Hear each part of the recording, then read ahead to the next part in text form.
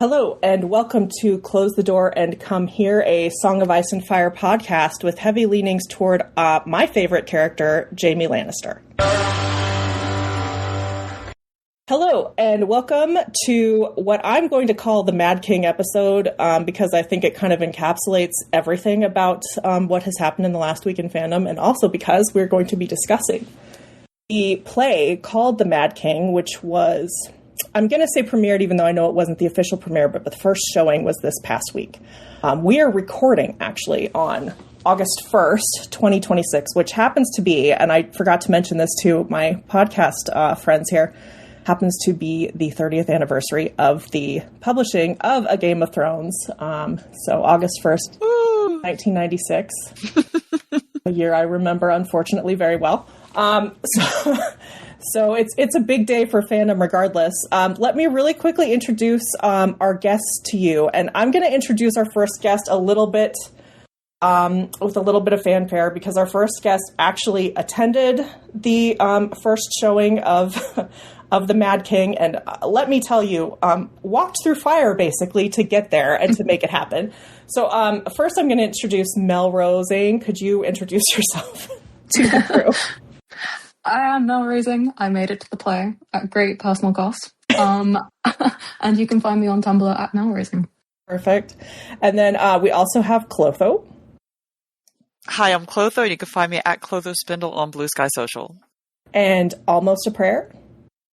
Hi, I'm Almost, and I don't have any social media. Good for you. And Sadie. I'm Sadie. I'm Wax Paper Door Everywhere. Perfect. And I didn't even introduce myself. I'm Chicky, and I'm Chicky on Blue Sky. Never talk to me. So we're gonna dig into the Mad King, and I'm gonna say off the top, Melrosing has been an absolute fandom superstar the past week. She has answered, it feels like maybe 1,000 separate questions about the play and what was in it. Let me just immediately say off the bat, roughly, this play is about Robert's Rebellion. It kind of starts a little bit, I think, either at Harrenhal or before Harrenhal. I'll maybe ask Melrosing to give us a brief overview of what's covered in the play. And so expect anything from the beginning of right before Harrenhal or Harrenhal, the tourney at Harrenhal, to all the way through Aerys Targaryen's death, and I think a little bit beyond that, if I understand the timeline correctly. But Melrosing, could you possibly just give us like a quick overview of like what is covered, and don't feel like you have to be super detail oriented, but just a concept of what is covered in the play? Yeah, of course. Quick overview of the 4-hour play. Yeah, so part 1 opens at Harrenhal. So we've got a parade of, the Targaryens coming through, the Martells, and I'd say all through Act 1, we're just covering Harrenhal. It finishes just as I think Rhaegar and Lyanna, here's my memory already, I think Rhaegar and Lyanna have just got together and they believe that their child is going to be the Song of Ice and Fire, and it cuts to dark. We open on Act 2, and we've got the Brandon and Rickard execution. And that goes all the way through to Ned introducing Baby Jon to Cat. So there you go, roughly. So is the Jon introduction where the play ends? Is that the final scene? I'm almost certain, and if it's not the final scene, it's easily like just in the last 5 minutes. Yeah, we have like sort of several consecutive final scenes. Another one is sort of Robert marching off to marry Cersei and just being like, "Let's get it over with." So that's another one. Yeah, I would say one of these two, and I forget exactly which, is the concluding one. Wow, that's pretty amazing. Vast. Yeah. So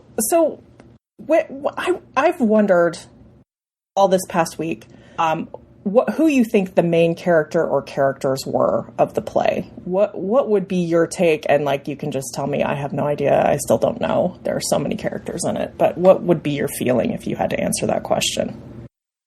So I would say that without a doubt, Rhaegar and Lyanna are sort of the primaries. You might think it'd be Aerys from the title, but he actually, I would say, features a lot less than characters like Ned, for example. So Ned is quite significant. Elia, they pronounce her as Elia in this. She's very, very significant. I would say between those four, so Rhaegar, Lyanna, Ned, Elia, that's the vast majority, I would say, of the stage time. Ashara is quite prominent. Arthur and Oswell went. That was a surprise. Very prominent. The Stark brothers, so we've got Brandon and Benjen, they're quite significant. Jaime, of course, but I would say, aside from those initial four, these all sort of get like varying levels to secondary, tertiary. So one of the biggest, I feel like I need to just say for anyone who's not as deep in fandom as some of us are, one of the biggest kerfluffles in the past week has been that the play like really fleshes out some characters that are absolutely not really fleshed out in canon. Primarily among those are like Lyanna. So they're saying Elia. You're saying Elia is the way that they were pronouncing it during the play? Elia, yeah, not a fan. Elia, okay, Elia. And then Ashara gets quite a bit of time, as you mentioned, and it sounds like that it was a kind of an unexpected amount of detail about her character that came through as well. Could you talk a little bit about how you felt Lyanna was portrayed? Like, did anything surprise you about the way that they portrayed her in this? So I wouldn't say I was massively surprised. So I'd say for Act 1, Lyanna is just very typical Arya-like character. She's very easy to like. She's quite boisterous. She's a little bit awkward. She's good fun. And I don't think any of this would surprise anybody in Act 1. I think maybe it's in Act 2 where people are a little bit more uncertain because she does become very into the prophecy, like to a really, really like large extent. I think everybody kind of assumed this was, Rhaegar's shit. No, it's very much Lyanna's shit as well. So she is talking non-stop about the prince that was promised. She's talking non-stop about what their child must do, even though they don't really know what that might be. And I think a lot of people find this off-putting. I mean, I can't pretend that I enjoyed every single monologue about the prince that was promised. This has never been my bag in fandom. But at the same time, I didn't find it surprising. I think in some ways it might have been creepier if Rhaegar was the only guy who was invested in all of this, given that he's getting the prince that was promised on Lyanna. So I can completely understand why they had Lyanna fixate on this to the same degree as Rhaegar, if I put it that way. Okay, yeah, that does make sense, especially when you're trying to put together a coherent narrative, probably for all of the characters. So another one of the interesting things that has come up is that Lyanna, she's being described as a green seer. Did they use that term in the play, or? So I can't remember if they use exactly that term, but what she basically says is that she enters wolf's skin, she runs and eats with them. Sometimes she's not even dreaming, sometimes it's in waking. And it's not really explained, they don't really give a reason why they've added this in, but I think it just makes sense that I think it's important for this to function as a romance at all, that Lyanna kind of has equal stakes in this prophecy. Like, she understands it, she follows it, she knows what it's about, she knows what she's signing up for. And so giving her those abilities just kind of like goes some way in explaining how this random Stark girl has tapped into this big Targaryen prophecy, I guess. I guess. I don't know about anyone else. I was personally a little surprised by the idea that Lyanna was aware that she and Rhaegar had completely discussed this whole prince that was promised thing before she conceived Jon with him. I don't know why it surprised me. I don't know. I just assumed maybe it was something that maybe Rhaegar was thinking about and that he didn't say to her, although we know in canon that he does talk to Elia about it. I don't know. Did anyone else have any thoughts about, was that a surprise to anyone else, or was that just me? I was like, oh, this is a little surprising. No, just me. Here's another let me back up question about Lyanna. Is there any indication in the play of what her age actually is? Do they call her 14, or is it just kind of left blank? It's completely left blank. I don't think anybody knows.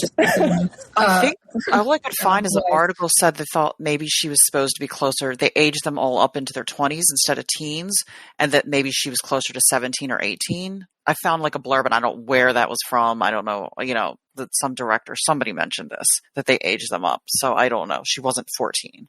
is what they were saying. I think it was just kind of ambiguous because Benjen is definitely played by a guy in his 20s, but the mannerisms are very much like somebody maybe 13 or 14. Wow. So yeah, it's difficult to say because theatre always does this. They'll get an adult to play like an 8-year-old. So it's just ambiguous. You couldn't say for sure. Oh wow. I mean, I don't blame them for that in the slightest, but I guess that means it definitely hurt because this was part of it for me is I'm like, at 14, how much is she going to... Then on the other hand, George has like Dany and John and Rob doing amazing things for like 14 and 15-year-olds. So I suppose I should be. It almost sounds like, is it like, do you think they portray as like a cult? Like in a sense, he's the cult, but like, is she so enamored with him that it feels like almost like how you fall for someone in a cult type way? Or did it feel like she was just as... how did that come across? It sounds almost culty, the way it's being... Yeah, I know what you mean. And I think that is maybe why I'm quite okay with Lyanna having these like magical abilities of her own and tapping into the prophecy on her own terms, because she definitely does do that. And I think if she hadn't, it really would have come across very culty. And there's a lot there's a lot that's questionable about that relationship, by default, but I appreciated that the play tried to sort of like navigate that a bit more carefully. So we're told that Lyanna and Rhaegar have been kind of sharing each other's dreams before they even met. So it's not like saw you once upon a dream kind of thing, but they have this kind of awareness of each other they become awake to when they meet, if that makes sense. Oh, okay. So that is definitely different than how I would have perceived it in reading it the first time. I would have thought, more of, I guess it's kind of what everybody's thinking. Oh, she was more of the victim. That's sort of what it potentially felt like. Wow. Okay, that's... I think it's interesting. I don't necessarily feel either way about it. I think it's kind of interesting, Yeah, I'm not a fan of the relationship, so I can't lie. There was only so much they could do to sort of ameliorate this for me, but I'd say that, that helped a little bit. Yeah, I should probably own I'm not a huge fan of the relationship either. I mean, not least because of the creepy age gap, but... Yeah, I mean, respect to anybody who enjoys it, Yeah. Yeah. But at the same time... this is a podcast full of fans of the sister fucker, so, I mean, there's only so much to say. Yeah, truly.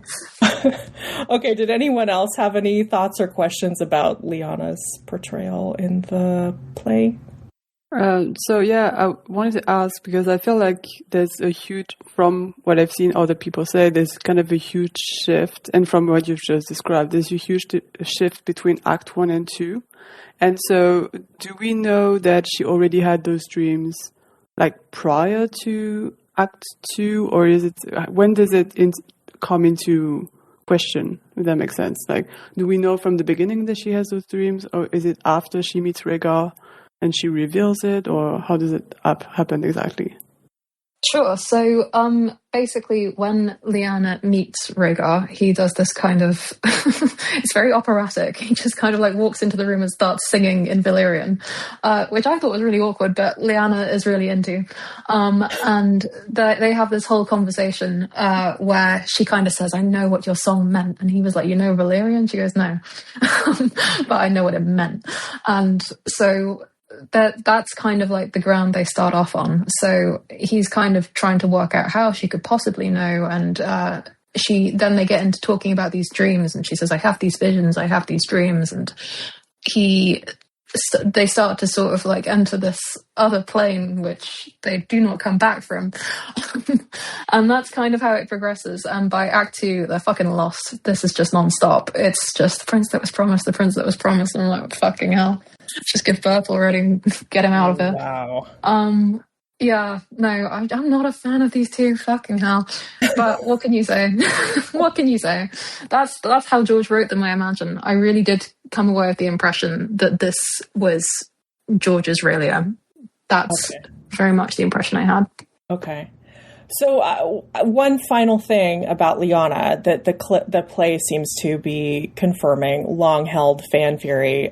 I think what is absolutely indicated in the texts that we have is that Lyanna is the Knight of the Laughing Tree, the mystery knight who enters the lists at the tourney at Harrenhal.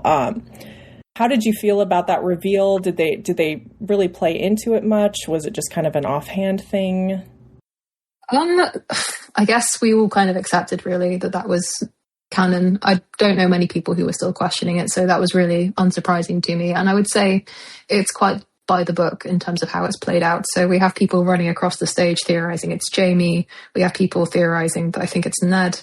And then we have Rhaegar sort of wandering into a weirwood, and he finds somebody wearing a helmet, and he finds Benjen and Howland. And there's sort of like a quick fight in which Rhaegar ends up unmasking Lyanna. And yeah, that's more or less how it's revealed. So Rhaegar takes the shield back to Aerys and says, "I found the knight." You won't be hearing from him again, or something to that effect. But oh, funny. Yeah, I liked that. I liked that detail. Aerys was convinced that this was Jaime when he sent Rhaegar out. Is that correct? Mm-hmm. Yeah. Okay. Yeah, I remember that from A World of Ice and Fire, that he's convinced that Jaime is just like, come back on a helmet. I wish more Jaime content, but hey. It feels like a lot of book Jaime content made it in. We'll get to that in a minute. We'll finish talking about some of the ladies first, but yeah. So the next character I would like to discuss, because talk about getting some details filled in that have been just blanks for the audience, because George, one of his weakest spots is that he is terrible with dead women, is how I'm going to put it. He'll work in tons of characterization for dead men in his play or in his work, but I mean, when it comes to the dead women, there's not a lot. A lot of them don't even get names. So Elia is a much more active Game of Thrones type player in this, it seems. She is aware of the prophecy. We kind of know that from canon. She seems to be more okay with Rhaegar running off with Lyanna than you might think, although she doesn't seem thrilled with it politically. Could you give us just a little brief overview of how you felt about how Elia was portrayed, and anything that really stuck out to you about her characterization? Sure. I think I've been quite open, just like on Tumblr, that I was not a fan of this characterization. And I know full well that we don't have much about Elia, so you can't go out there and say this just isn't canon. But it didn't resonate with me, is what I can say. So as you say, it's very much a case of she and Rhaegar were never a love match. They established that in one of the first scenes. Elia even says that she had a love prior to Rhaegar, which is heavily implied to have been Ashara. And so everything that follows is just like Elia trying to convince Rhaegar to step up, and him failing to step up. And then, of course, he runs off with Lyanna, and Elia ends up imprisoned by Aerys. And she's trying to organize a coup right up until the end, where, of course, she's killed along with her children by Gregor. And I would say it didn't resonate with me. I think when you look at discourse about Elia, you find a lot of people who are really sympathetic to her, because she goes through such a humiliating ordeal, and she gets nothing for it. And people really want to fix that for her. And sometimes that fix looks like sort of hamming up the relationship with Rhaegar, making out maybe it was romantic, maybe Lyanna is, I don't know, it's a way of coping, I guess. And people try and give her like alternate lovers, so like Arthur Dayne, I guess in this case it's been Ashara Dayne.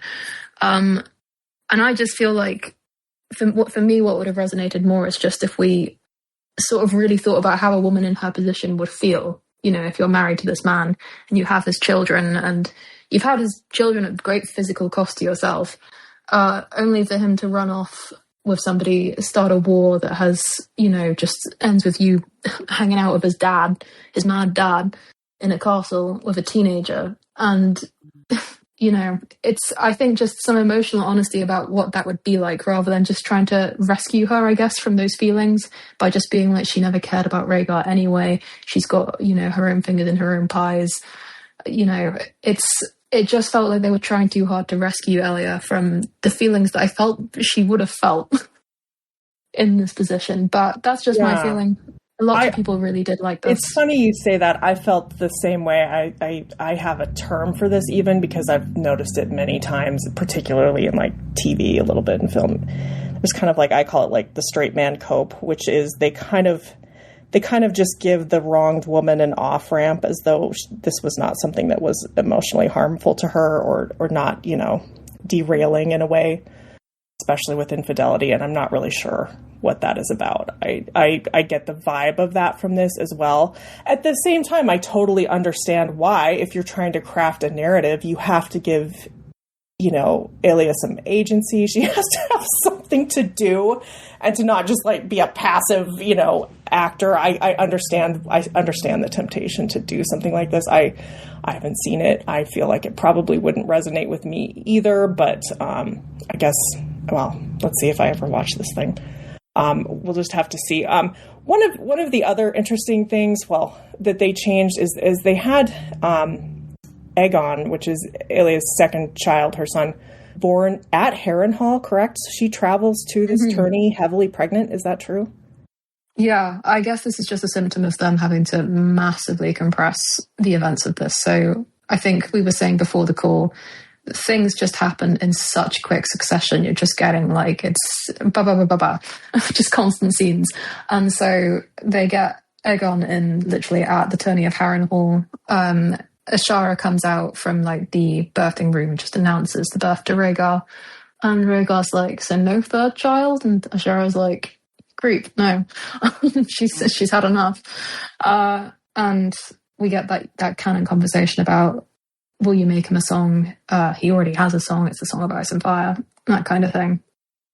So I heard, I'm going to do a little Rhaegar section a little later, but I heard that Rhaegar plays this as very disappointed when he finds out that she can't have any more children, as though this is a personal problem for him type. And Ashara even reacts to that. So it's not sort of like a perceiving thing. It's not just something that I sort of interpreted that way. Ashara is literally like, what the fuck, man?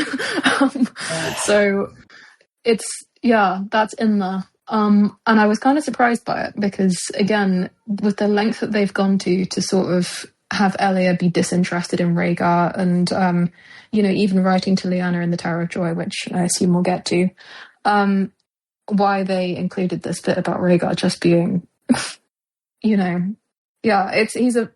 hard to like. He already was, and it's amazing. He already was. They took it further. So one of the other interesting notes I had on Elia is that they have her literally in chains. It sounds like in King's Landing after kind of the rebellion begins.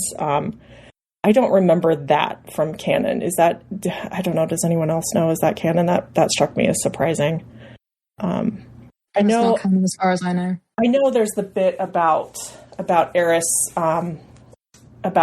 trying to make sure, using Lyanna Martell to try to keep the Dornish in line, and the threat of doing something with Elia that's why he keeps her in King's Landing. But the chains were really as if she doesn't have enough. That's bad. So the impression I had was that she's even kept away from her children during this phase.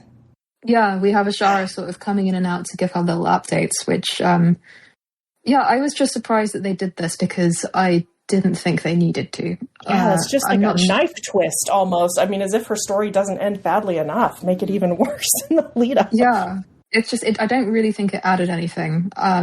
It's just kind of like she could have just been sat in her room, maybe on house arrest. She didn't have to be literally in chains. But there we are. So then, as you mentioned, she has correspondence with Lyanna while Lyanna is with Rhaegar at the Tower of Joy, which obviously this is kind of a fascinating thing to think about. It's not something I've ever considered could have been happening. And it was one of the more surprising things to me. I mean, it's not the worst concept if you think of Elia, being concerned about the realm and the throne and the position of her children. I mean, it makes total sense that she might try to manage the situation. I totally get it, but it was a surprising revelation. Could you tell us just a little bit about what the content of that was, what she was trying to get Rhaegar to do through Lyanna? Yeah, my memory of this is a little bit foggy because it comes towards the end of that 4 hours. But the gist was that Elia is writing to Lyanna to try and convince Rhaegar to get his fucking shit together and put an end to this war. And she says something to the effect of love is well and good, but at our station it has consequences, really far-reaching consequences. And she says, whether you're his prisoner or his paramour, can you guys just sort of like get out of your own world and do something? That's kind of the gist. So she's not, I think initially a lot of people interpreted this as Elia like shipper on deck. Very much no. She's just kind of, she's impatient with Rhaegar, and she's been impatient with Rhaegar since the start.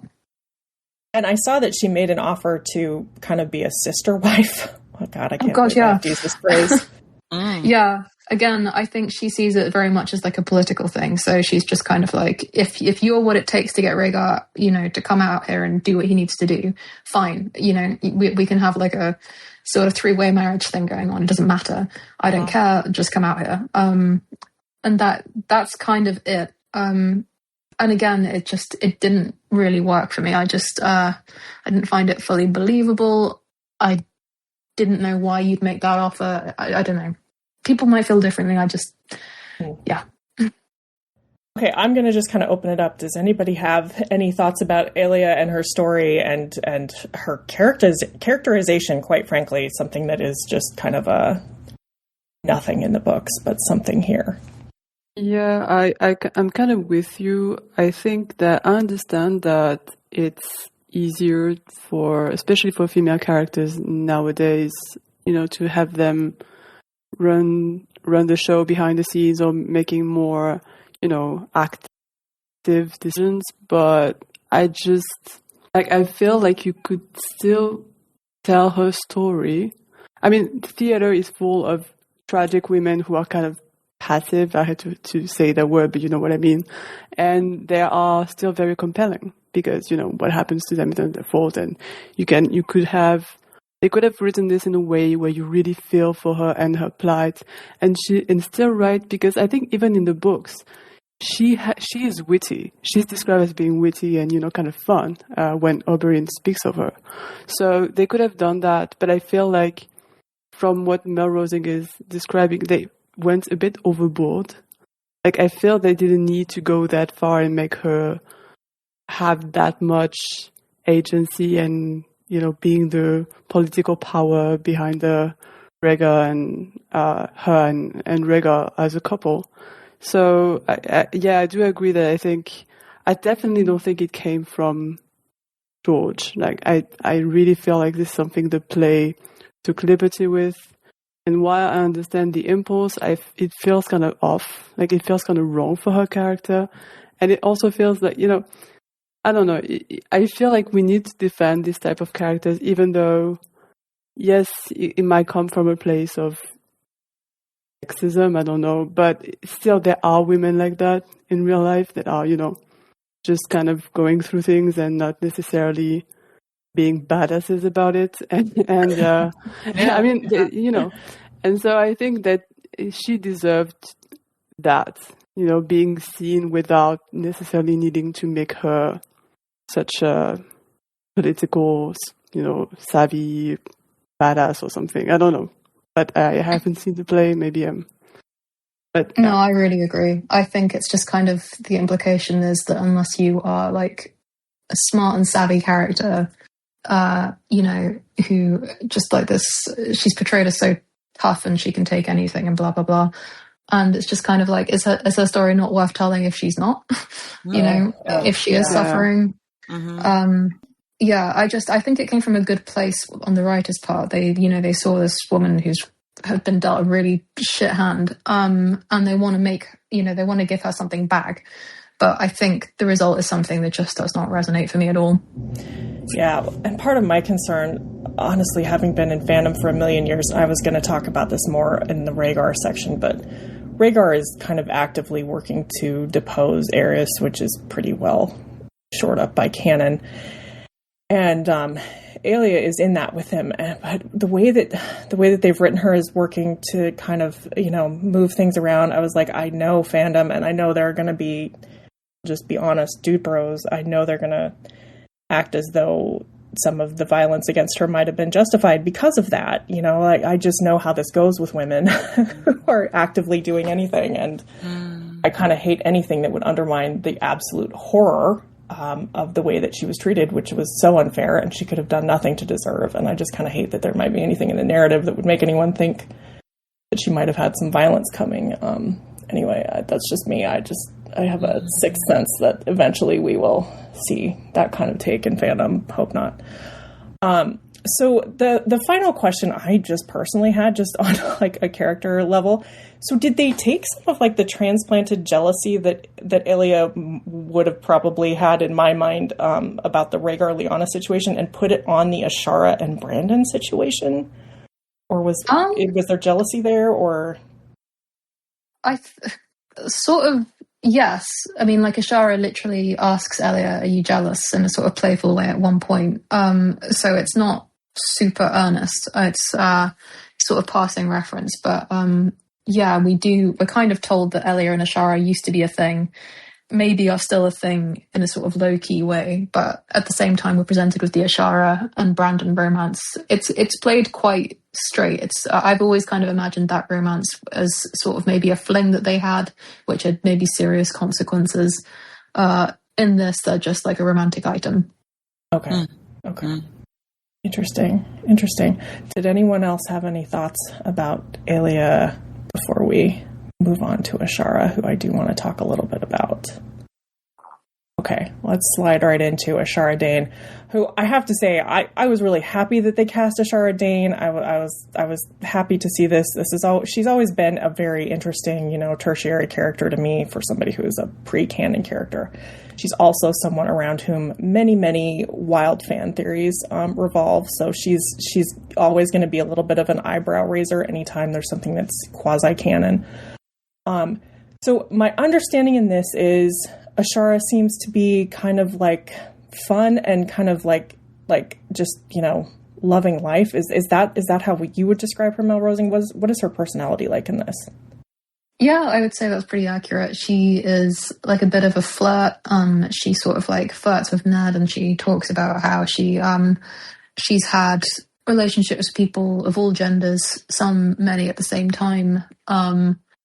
And sort of encourages him to sort of open himself up a little bit more. So that's the kind of, I'd say she's, the way that she functions is mostly as a sort of supporting act for Elia, sort of to give Elia someone to sort of bat ideas off of. And then of course we've got that relationship with Brandon. I didn't dislike this portrayal. I just felt that, we see a lot of Ashara in this play, and I didn't think there was anything substantially interesting to sort of.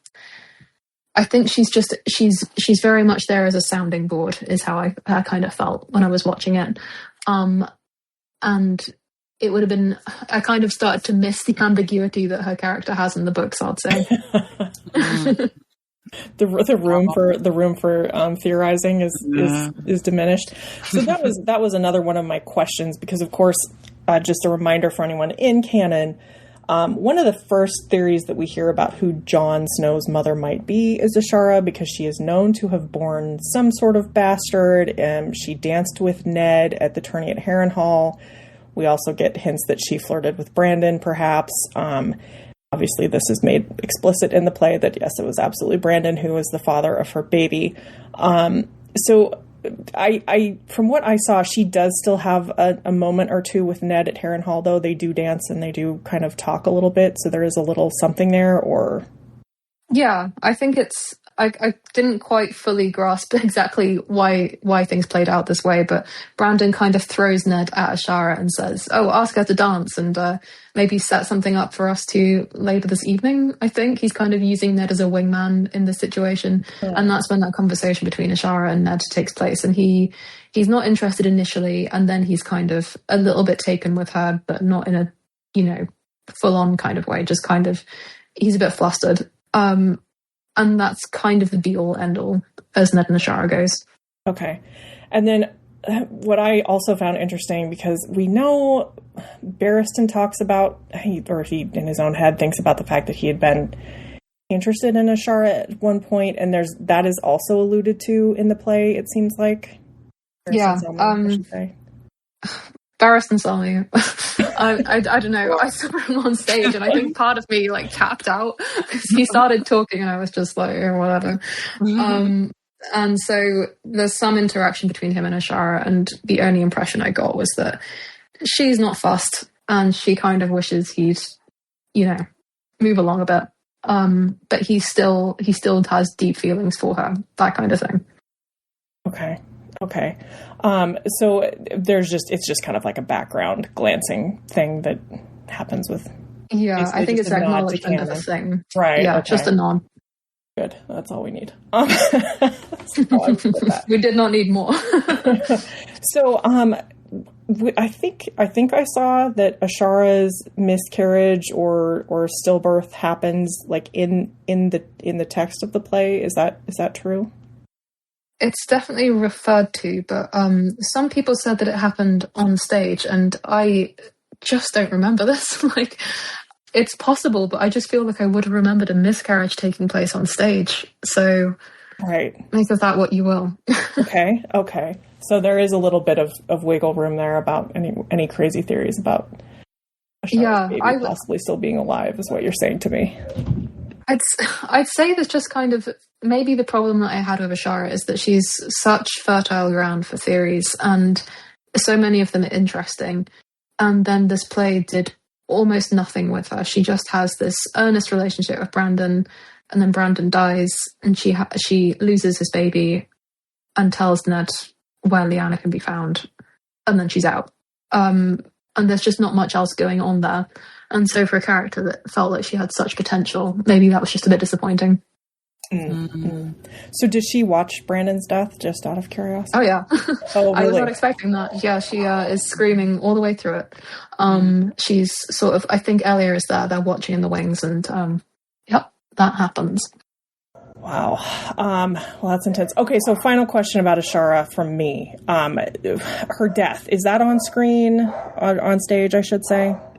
No. I'd say that's another thing where it's just kind of, it really makes me feel actually that maybe George was quite protective of Ashara as a character and just maybe said to the writers, like, look, by all means include her, do whatever you want with her, but there are some reveals that are going to be mine.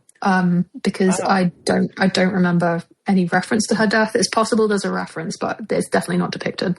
Okay, so Ashara as Septa Lemore is still alive, is what you're saying to me. That's what I'm saying. Most importantly, did anyone else have any questions about Ashara, her character, her portrayal, her storyline in the play? Before we move on? Oh, okay. Finally, I just have to talk about Rhaegar, because while we do know so much about Rhaegar in canon, there's clearly a lot that's kind of filled in here, and you can sense that some of it is definitely from George. I would love to know, obviously I can tell you are not a fan of the Rhaegar and Lyanna romance. Can I just ask, was he who you expected him to be as you were watching the play, Melrosing? Like, were you surprised at all? Oh, he was worse. Wow,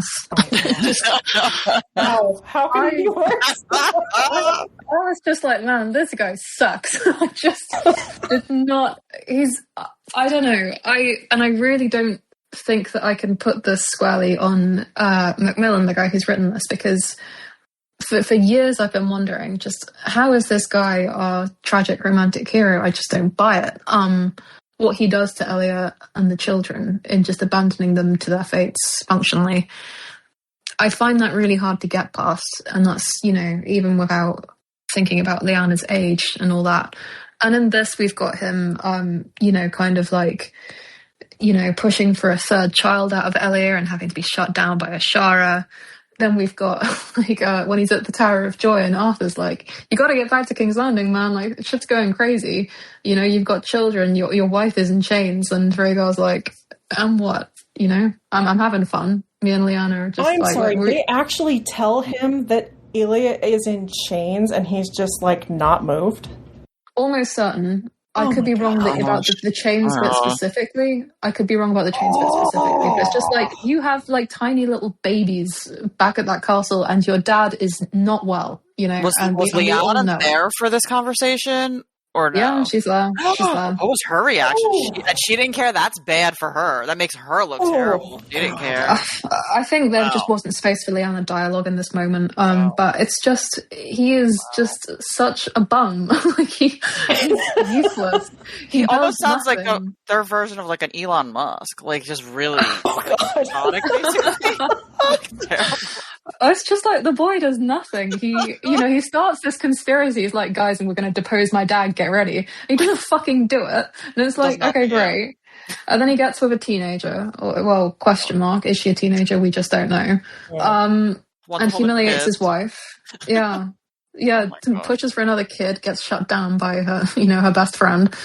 And then it's just like, Act 2 is just what baby, as regards his children. God. And as we said, like the Elia and Lyanna letters are really all about just convincing Rhaegar to go back to King's Landing and fucking do something, which he eventually does, but not to any great effect, unfortunately, because we know how that goes.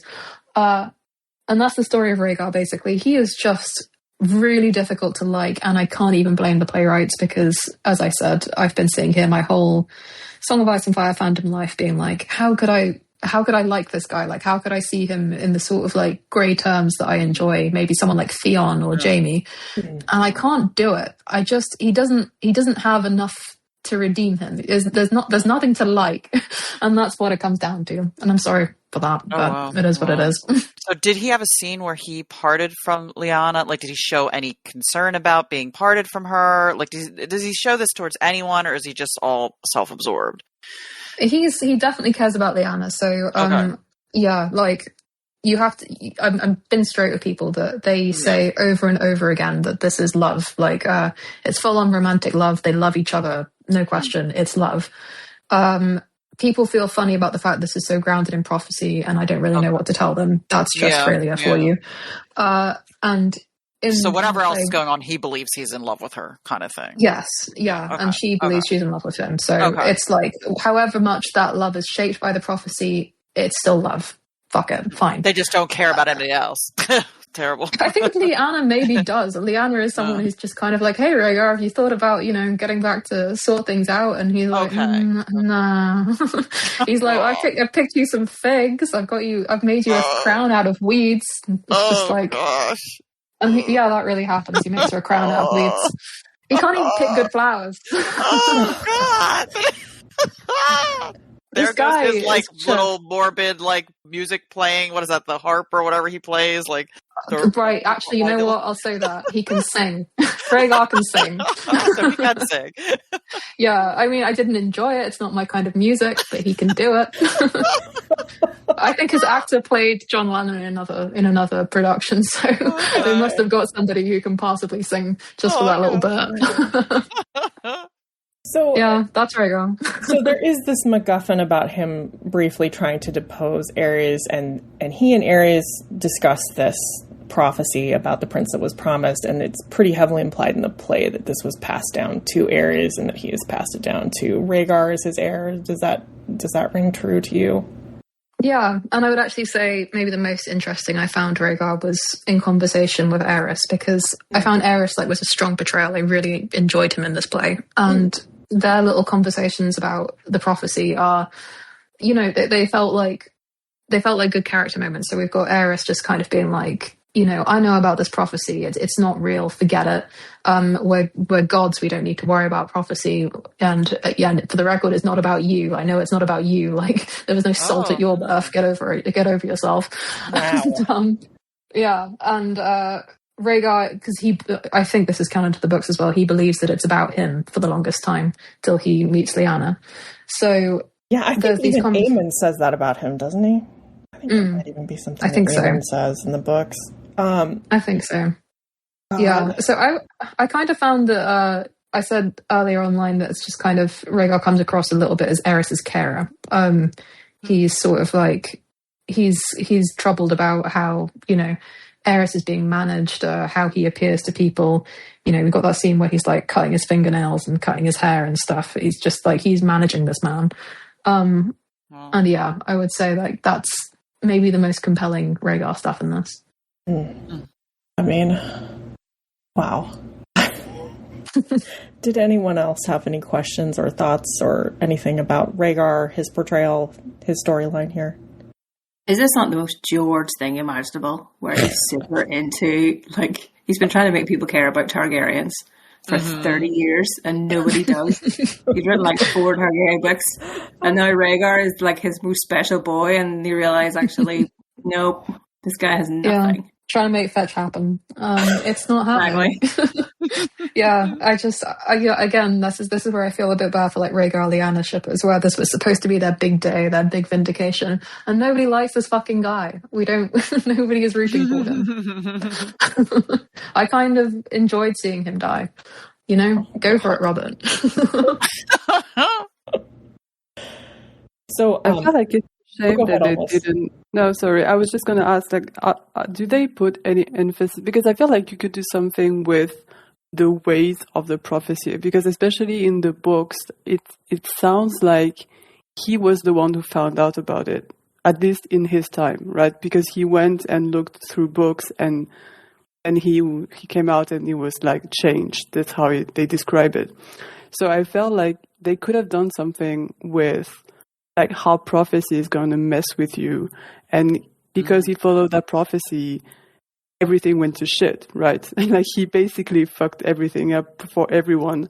And I feel like this could be the right angle to sort of make him more likable. But do they do that at all? Or is it just he doesn't care about anything because reasons? Like, do they put any emphasis on how the prophecy affects him, like psychologically, or?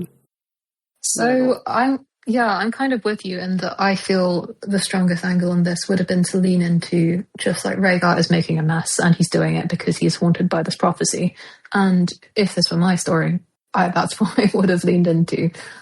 Just forget about him as a sort of romantic hero and just lean into the tragedy full on. But yeah. I have the impression that George wants his romantic hero in Rhaegar, and so there's a limit to how much you can lean into that. And so what we've got is just kind of, it just, it forgives him a lot. And so there's, as I say, scenes where Rhaegar no longer really gives a shit about the prophecy. So Lyanna has kind of like picked up the slack on that, and she's the one sort of saying, "Oh, the prince that was promised was supposed to be birthing this child," and Rhaegar's just kind of like, "I'm just having a good time at the Tower of Joy, picking my figs." So he's just like, as I say, he's just bumming around and just doing nothing. Okay. And the play doesn't really offer like criticism or champion him for this. It's just like Rhaegar is just there. I don't know.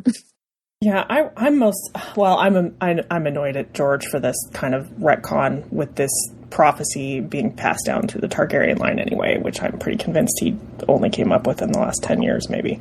I just feel like the impression that you have of Rhaegar in the books, and I think this is something that I think maybe could have been more redemptive for him, is like there's almost I'm going to say like not exactly one-to-one, but like almost a Cassandra element where he's the only one who's aware of this prophecy and is very concerned about it. You get the feeling, and this is why he's writing to Aemon, and so in that there's something redemptive, and he actually might have been the only one trying to save the world, but now you're just like, oh, Aerys knew, it was passed down. This was never a lost prophecy. It's just been here the whole time. It's just like, okay. I think it's just like, maybe the most difficult part is that even if Rhaegar fully believes in this prophecy, which, for all intents and purposes he seems to, and believes that the stakes are as high as they are, it's the fact that he relies on essentially two women to, I'm going to say, activate it, one of which he discards. And there's just, I don't think there's any two ways about this just being a massive ick, but it's what George has written. So, if we have in the books Rhaegar who feels alone with this just enormous prophecy and, wants to save the world and whatever, and it requires him to sort of get a child on a teenager who maybe or maybe doesn't know, all that much about his reasoning. It's just really hard to reconcile with, and I don't think the books are going to do an any better job with it for me personally. That's all I can say. Yeah, I'm pretty concerned about that myself at this point. So concerning.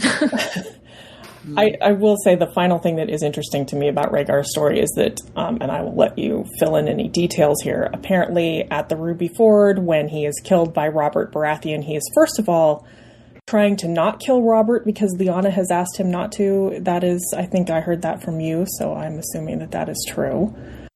Yeah. And then there's a dream or vision that comes to Rhaegar that distracts him and is the reason that Robert is able to kill him.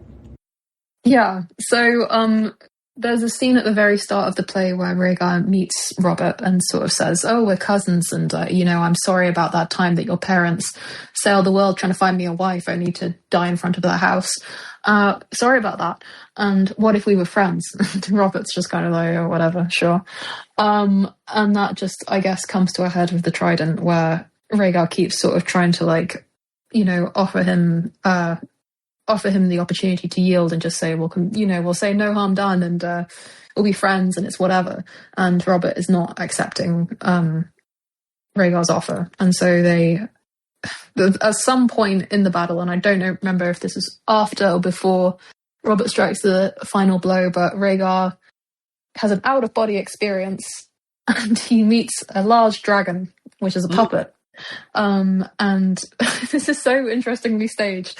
So Rhaegar kind of has like a little puppet version of himself that the actor is holding, and it took me a really long time to realize that was to imply the scale of the dragon. I was like, what the fuck is he, where's he got that thing from? I was like, is this like a baby Aegon doll? Because they had one of those. I was so confused.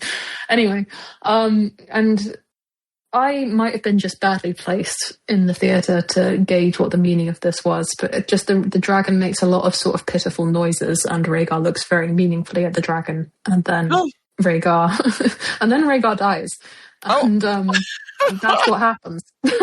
What? Yeah, there you go. It's interesting. Really. Interesting. And no one cares. There's no real fire though involved in that part. No, what's even funnier is that the visions, because I had a great seat in the theatre, but I was like, there's doors at all sides of this like crucifix, so you've got 4 doors, and there's one door that I'm just like, I'm so close to it, I can't see through it. And somebody says that Daenerys was on the other side of that door, and I'm like, since fucking when? I didn't see Daenerys. I felt I would have noticed if Daenerys Targaryen was in the theatre. Apparently not. Yeah, so take everything I say with a word of salt, because there's some shit I just did not physically see. Okay. Wow. Well, I should say too, it seems like Robert was portrayed very sympathetically in this as well. There's the scene, somebody says Aerys tells him he has like some token from his parents. It turns out to be a bunch of splinters. That wrecked me. I really laughed at that. The shipwreck his parents died in. Yeah. I just thought, like, the thing is that, Aerys does this with like great pomp, and he's like, I've got a to scale model of the ship that your parents died in. And I just thought, how fucking morbid. And Robert's like, wow, what a gift. Thank you, sire. Your grace, whatever they call kings in this. And is only upset when it turns out to be a fish tank full of splinters. And I thought this was morbid from the off, to be honest. I don't know why you'd want a thing like that. Yeah. But it's played very seriously. It is played, because that's funny. Guile sent in a question about this. She wanted to know if the audience laughed when I think some people did. Some people really? did. Okay. It's you may know from my other posting that it's not the only scene where people laughed, but we weren't sure if we were supposed to. Yeah. But I laughed, that's for sure. Because Robert sort of like runs off the stage crying, and Ned's like, Robert, and they kind of embrace about the fish tank splinters. But this is my spot to work in. It seems like there's definitely plenty of fuel for the Ned Robert ship in this. Is that true? Yeah. I was thrilled for them. I was really thrilled for them. Perfect. It's just like, you literally got like Ned like jumps into Robert's arms at the tourney. He like, I was telling like Nedbert Mutual, I was like, you got some scenes in this, because after Robert's like hacking at Rhaegar's body, Ned kind of like rushes around, takes his face in his hands, and he's like, Robert, stop, it's done. Oh wow. Wow. That's I love that. Yeah. Love that. I'm thrilled for them. Yeah. The only real love story in Robert's Rebellion. More convincing than Aurelion. Okay, so we got to move into the only thing that matters in this play, and that is Jaime Lannister. So you had some amazing tidbits, but I have to say, my overwhelming impression from almost everything you had to tell us, there were a couple of little, as we said, funny, interesting scenes, but it just seems like book canon. It just seems like there was like almost just like, you will do what is in the books, you will portray Jaime as his book self. Was that also your feeling? Is that the impression you had being there? Yeah, at first I was kind of like, why are there not more Jaime scenes? But ultimately, it's just exactly what we get in the books, plus a little bit on the side. It's word for word. The script doesn't even like vary that much from the canon bits of dialogue, and I felt vindicated. What can I say? Because it's just, I think we get a lot of bad faith readings of Jaime. Let's go second by second with this. So is his introduction just like right as he's being inducted into the Kingsguard, or is he on the stage before that point at the tourney at Harrenhal? Yeah, so he's marched on as he's going to get inducted into the Kingsguard, and people are sort of whispering about who he is for the RSC middle-aged members in the audience. And one quite funny bit was when I was out at the interval, someone was like, Jaime Lannister, is he a baddie? I was just like, I was like, oh, babe. Anyway, he gets marched out, he gets inducted, and he gets summarily marched off stage, and from there on his stuff is very much like Act 2 stuff. He doesn't get a lot to do in Act 1. Okay. Do you see that he's deflated when he's sent off from Harrenhal, or is there just not even room for that? Yeah, he fully like storms off. He doesn't really get like dialogue to sort of say as much, but it's the actor just storms out the doors, and that's the last you see him for about half an hour. Okay, so then what is the burning of Rickard and Brandon in Act 1, or is it in Act 2? It's literally the opening scene of Act 2. Act 2, okay. So Jaime has some real moments in King's Landing. So which is first, the scene with Rhaella or the scene with Rickard and Brandon dying? Yeah, so that one's the first one, I'd say the only variation which made me a little bit anxious about like how they were going to adapt him is that they have Jaime volunteer to like champion the crown against Rickard, which I thought he didn't do that in the books, but I think it was just kind of setting up for Aerys just to be like, actually no, we're going to use fire, and then it's just extremely canon Jaime from there on out. So he just reacts with horror. I think the main emphasis of the scene is just how Jaime is reacting to it, almost as much as the death's actually taking place in it. Really? So he's just being horrified and traumatized. He's just being horrified. Yeah, okay. Yeah. Okay. So then we have the scene, which is certainly based on canon, but looks like was honestly played up to make Jaime even more heroic. The book scene of when Aerys, in this one he calls for Rhaella, right? Whereas I don't remember, and I think she's just in the room with Aerys already in the book, right? Mm-hmm. When Jaime wants to defend. And he's outside. Yeah. Yeah. Can you tell us just a little bit about how that plays out? Yeah, so it's quite different, and I really missed the sort of, I think I heard it at the time, but it was just kind of like I couldn't quite make sense of it as it was happening, so it's not, I don't recollect it super well, but the gist is that Ashara and Elia want to petition Rhaella to allow them to something, and basically what happens is that Rhaella starts insulting Ashara and basically making fun of Brandon's death, and the result is that Ashara tries to charge at Rhaella, and sort of Jaime catches her in his arms, and then the scene so then what happens is Rhaella starts revealing the scars all over her body, not just from what Aerys has done to her in the past, but also from Summerhall. So there's lots of burns. She's kind of saying, look what I've been through. And again, I don't remember what the prompt was for her to do this, but that's what she starts doing. She has burns from Harrenhal too? I thought it was implied that it was Aerys who burned her. Oh, wow. Okay. Interesting. Yeah. Yeah. So she's kind of saying, look what I've been through as a mother. And at some point, and I really do get confused about what exactly the flip was, but she's kind of suddenly allied in the same scene with Elia and Ashara, because 3 other members of the Kingsguard march in. So Jaime's been the only one up to that point, but Barristan comes in, Darry comes in, and the secret third one I've forgotten. And they say that Aerys has summoned Rhaella because he has seen the Red Comet and he wants to conceive again. And some will know that at the same time, Rhaegar and Lyanna have also made the same decision. So they're trying to conceive Jon at the same time as this. But anyway, so Jaime throws himself in front of Rhaegar and like pulls out his sword and just says, "I'm not going to let you take her. We're sworn, the canon line ones, we're sworn to defend her as well." And then Barristan Selmy tries to just like, he's scolding and trying to like attack Jaime himself. So that was interesting for the fucking discourse. It's literally Barristan. It's literally Barristan. Oh my god. Yeah.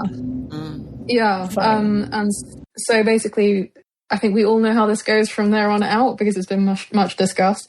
So Rhaegar says, "These men are cowards who only follow orders, and I'll go with them anyway. I'll go with my own accord." And then she says that famous line about the vengeful daughter. So that's kind of how that plays out. Which is that rather than giving Aerys a son, she'll give him a daughter who will seek revenge. And does it say, is it burn Westeros or... It's either Westeros or the Seven Kingdoms. I'm like 90% sure. Yeah, I'm really... Yeah. Oh, shit. So that this line is like the primary meltdown for fandom, I think. Really? One lightning rod. This line might be it. Yeah. Like Rhaegar's actress is very, very Shakespearean style. So she has like sort of a very projected voice. It's very... pronounced and clearly enunciated, and so I can say she was not mumbling. And she basically says, "I will have a vengeful daughter who will bring ruin to Westeros and burn it to cinders." And I'm paraphrasing, I don't know exactly the wording she used, but that is the lack of ambiguity that was in it. Wow. Yeah, that is surprising. Yeah, it was surprising. I genuinely, as I said earlier, I like physically reacted to it because I just thought, oh god, that's going to be easily the biggest thing of the night. Okay, so Jaime was there for that. Yeah, he's never fucking mentioned it. Sure this is not precisely canon, but yeah. I think so. I mean, that's what kind of makes it seem like such a retcon. If so many people heard this and knew this, why wasn't this like sort of passed on to Robert that, she's going to get, you know what I mean? Like, or was it, I don't know. I mean, I guess it could play into why he'd be wanting to kill her, but. I guess we could explain this as classic Jaime, just not mentioning some of the pertinent details. It's just in character, right? Oh yeah, because the others died, right? Because the other two died, and then it would just be, the guards were in the room, right? Barristan this went the way of the wildfire for Jaime. He didn't think it was worth mentioning. I think if I had to guess, it's just like it's obviously not book canon. I feel like very, very certain about that. But if I had to guess, it's the playwright obviously he believes or has reason to believe one or the other that this is the way that Dany is going, because it's also like the sense of that being juxtaposed with the purpose of Jon's birth. So yeah, again, this is very, very touchy stuff. So you don't think this is something that George put in to try to maybe... No, I would say that this was a call that the playwright made, and he either made it based on what George has told him about what will happen in the main series, or he just, for whatever reason, believes this despite what George has told him and put it in for shits and giggles. I don't know, and I'm sure he is really like giggling if that's the case, because it has had the desired effect. Yeah. So is fandom upset? I'm just trying to get a feel for. Just a little bit out of the loop. Is fandom upset because this would make it like sort of the prophetic thing, like this thing or a curse, in a sense, a curse that she's doing it on her own? Like they don't want her to be mad.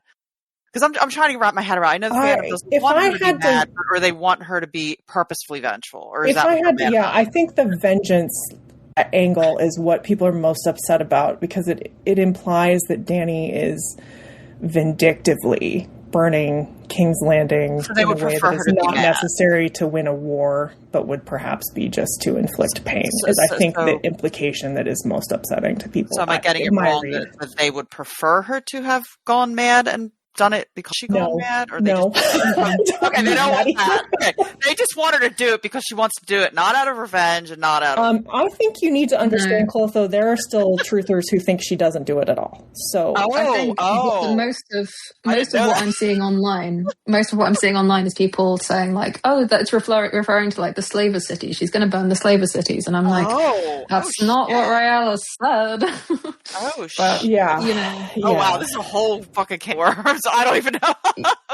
Oh my god, it's a can of Yeah, snakes. The way I see it is like people are going with three avenues. One, they take it as foreshadowing that Dany will indeed do some shit.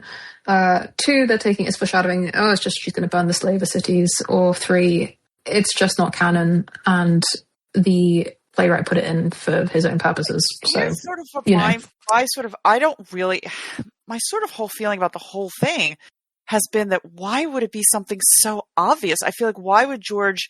I feel like I don't know. I don't feel like her coming back and being Queen of Westeros is the. I feel like something's going to happen.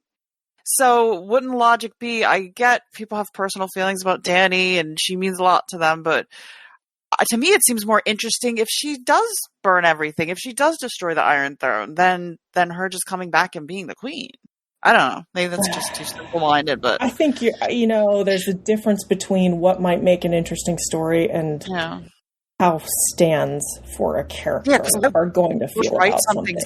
Why would George write something so? I get people want Dany's ending. I don't know. Why would he write? When you're talking about fandom, there are a lot of weird elements. We ended up with, and why would you remember this? It all got stupid, the Sansa versus Dany issues as the show was winding down. And so it became kind of a thing where people who were really big fans of any character just had to defend them in every way, and they'd never done anything wrong and couldn't do anything wrong. And it just kind of turned into stupid is how I'm going to say it.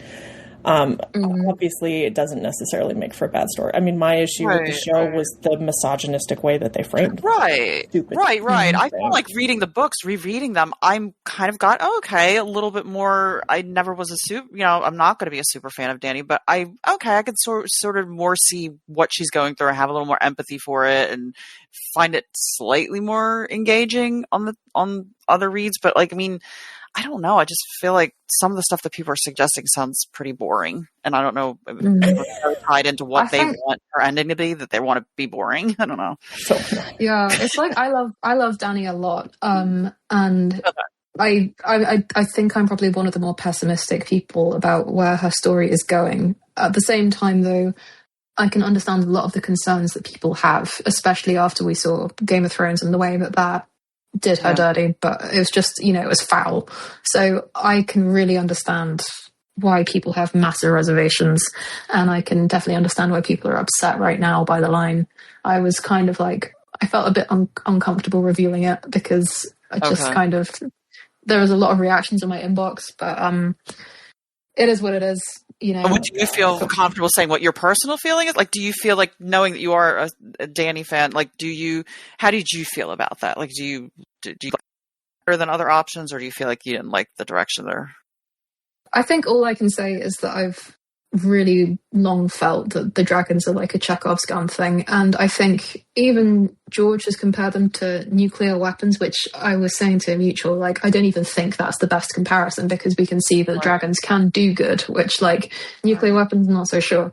But at the same time, this is George R.R. Martin, and he's got these three whopping great dragons, one of which is already, burnt a child.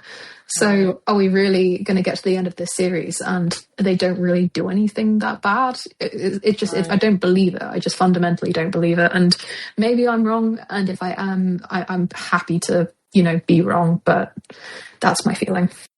Okay. Not just that, but also, you can see clearly that he's putting all these pieces in motion so that when Dany arrives in Westeros, everyone will hate her and reject her. It's very clear. There's always, in the preview chapters, there's all these rumors about her being super cruel and crazy, and you have Aegon, Fagon on the way, who is obviously a better candidate because he has a dick and stuff like that. So, and her being foreign, kind of. There's all these elements that I think are primed to just make her. Everyone see her from a very negative angle. That makes sense, and I think that's definitely going to upset her, especially if she does something that is for the good of humanity. Presumably, she's going to do something with the dragons and the White Walker. Sorry, not the others. Yeah. This is part of the issue, is because I understand with the Dany fans what they're bristling against is there are these people who want to paint Dany as just this murderous, vengeful, whatever, because of what the show did. And it's like, if you think that Dany will not be the ultimate savior of mankind, you are completely missing what's happening, because she will be.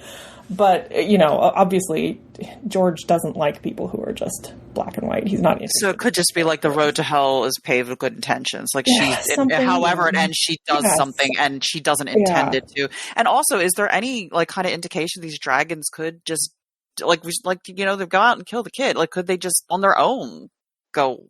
It could be. I think it could be. I mean, Bran, what is Bran's dream? Bran has a dream about the dragons. Here's the thing.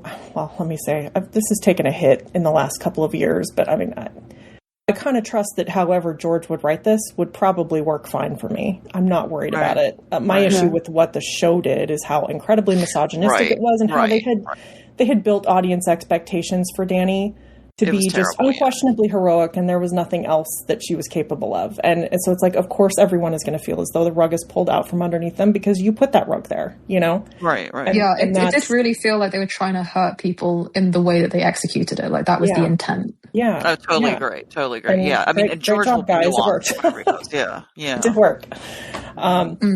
Anyway, so let's get back to the most important thing in the world, which is Jaime Lannister. I'm like, okay, that's all the Dany.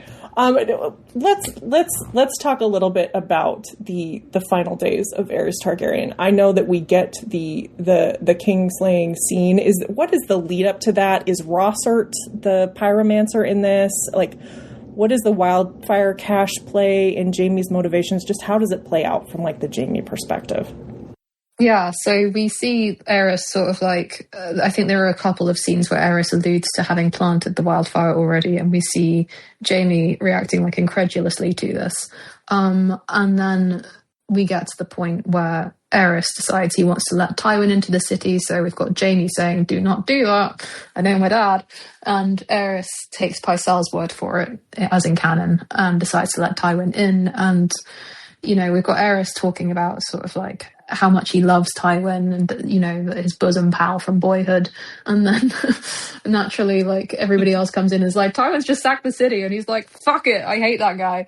And, so naturally, like, at that point, it all just plays out so extremely as it does in the books. Like, just, again, so word for word. The only difference is that we've got these little, we're like Aerys' point of view for, the Kingslaying scene. So we stay with him in the throne room as opposed to like following Jaime into it. And he is kind of having this like breakdown where he's kind of like, he can see Jaime approaching, and you've got this kind of like smoke across the door, and we can't fully see who it is. We know who it is, but we can't see. And Aerys, I think, says something like, is that you, Rhaegar? And he's becoming like mournful of Rhaegar and that kind of thing. But it's revealed to be Jaime. He's wearing his golden armor. He takes off his helmet. He walks in wearing it. And it just plays out like so extremely canon. And it was very thrilling as a Jaime fan to see the Kingslaying scene like play right in front of you. And I was really close. So I was here for it. I really enjoyed it. And what more can you say? It slapped.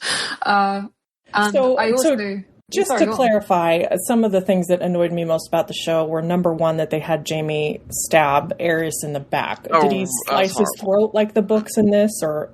Yeah, I do. Yeah, I remember him slicing the throat first, and then he goes in for like a second, like, just to check, kind of like, stab. Oh, good, he sliced his throat. Yeah, that's nice. Like, this is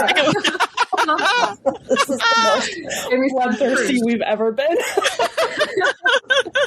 Well, but it's also, do you feel like, it sounds like from what if I'm understanding this right, do you think they were going to make Aerys somewhat more like sympathetic, or not a sympathetic, but like a likable villain? Like, because it almost seems like they gave him a little bit more depth than we usually get for Aerys, or is that? Yeah, I would say that like you see a lot of his vulnerability, and you can almost feel sorry for him sometimes, but he's still a guy who, summons his wife to rape her. He's still the guy that like burns people.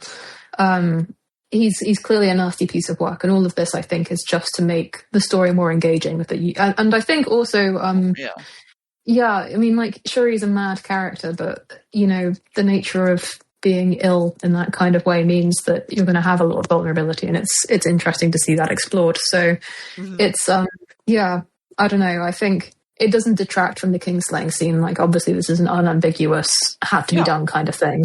But it does make the whole story just feel so much more tragic. Yeah. Okay, so let me ask too.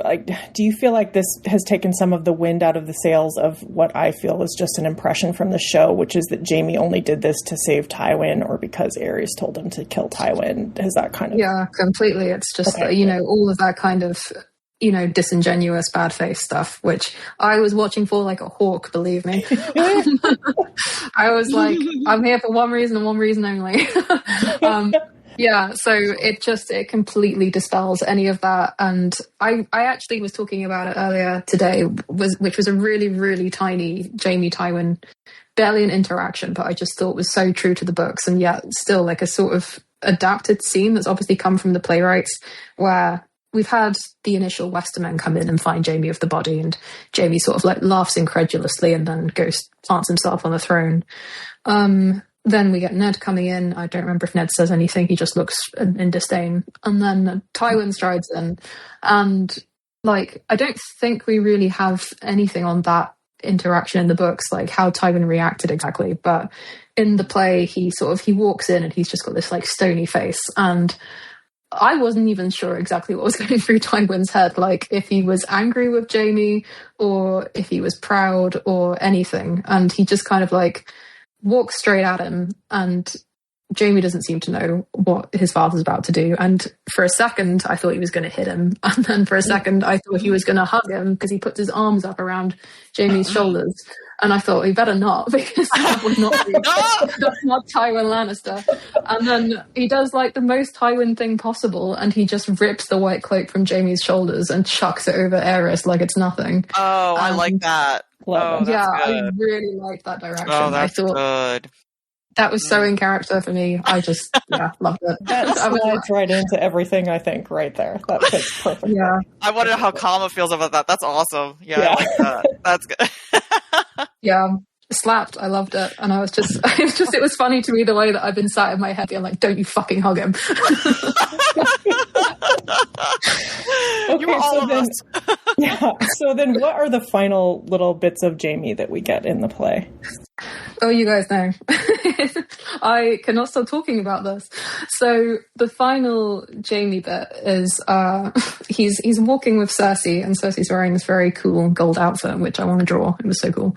And they're having a sort of like, just a conversation privately between themselves. And I can't remember exactly the order of this, but Jaime says something to the effect of like, I was thinking about joining the Night's Watch, and Cersei says, no, you stay in the Kingsguard. I'm going to marry Robert, and you can be with me always, and you can we'll have children, and we'll plant them on the throne. And Jaime kind of reacts to that like, this surprised me a little bit. He's like, that's treason. I've already committed enough treason as it is. And Cersei's like, what the fuck do you care?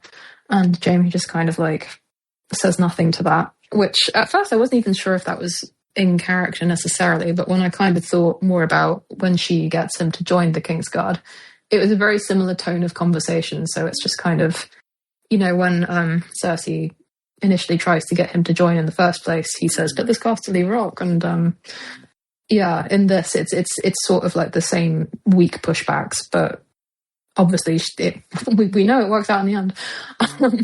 And the most critical scene, of course, for me was that at some point in this conversation between the twins, people start yelling Kingslayer from the wings and chucking cabbages at Jaime, and he falls to the floor, he curls into the floor, and he whimpers.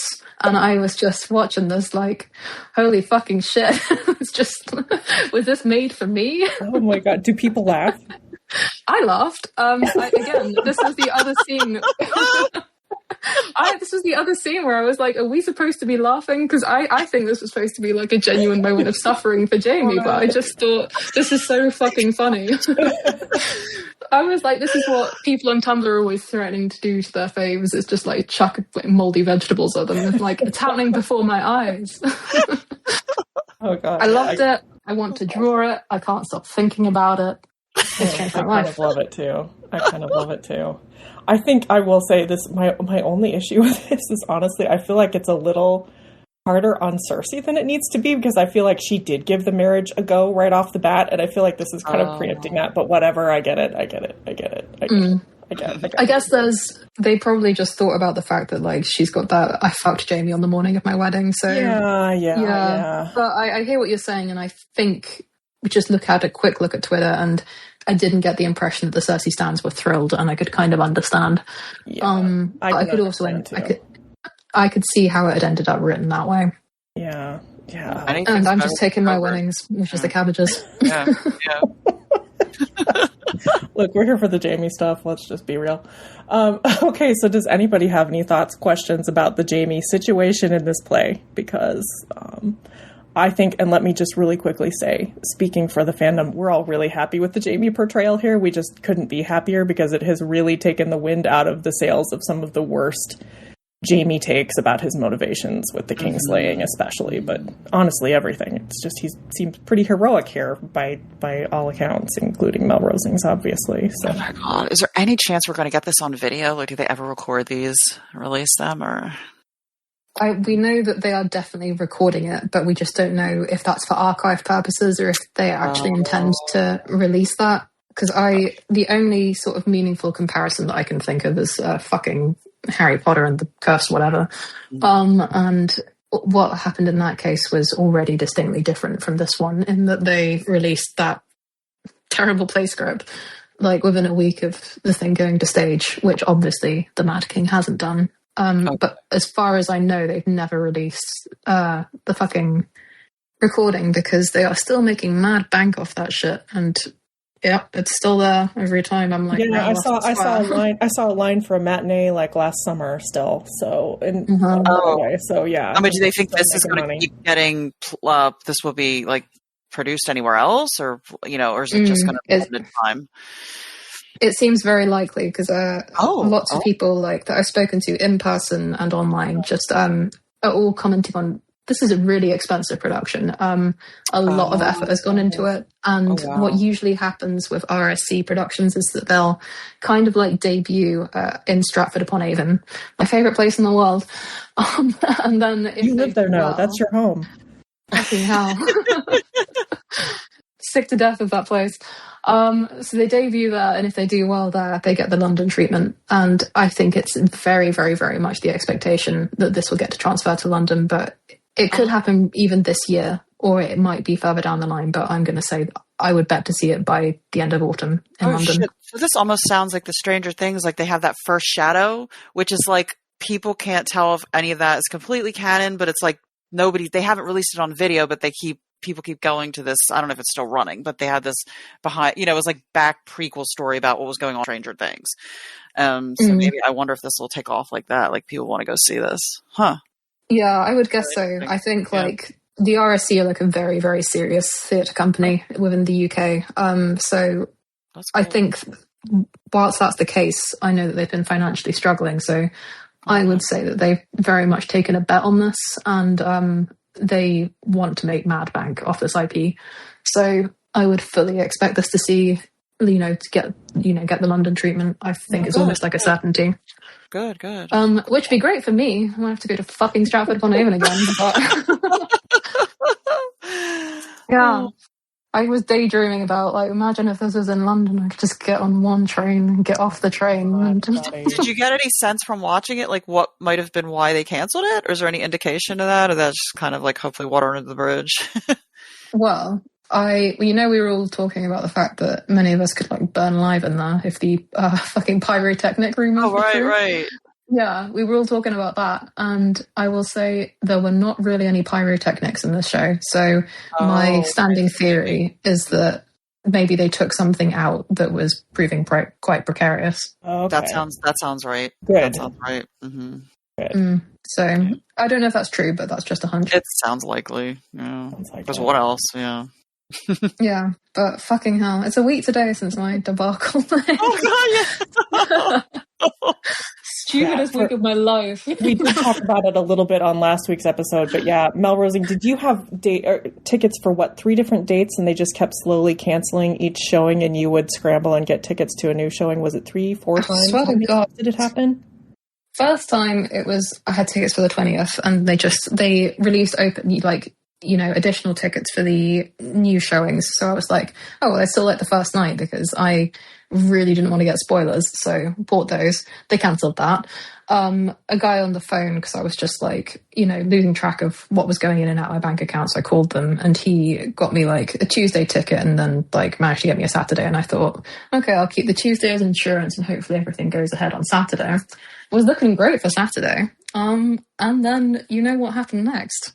So, we should tell the audience you were in Stratford-upon-Avon when you found out, correct, that they were canceling the show. Sweet Jesus.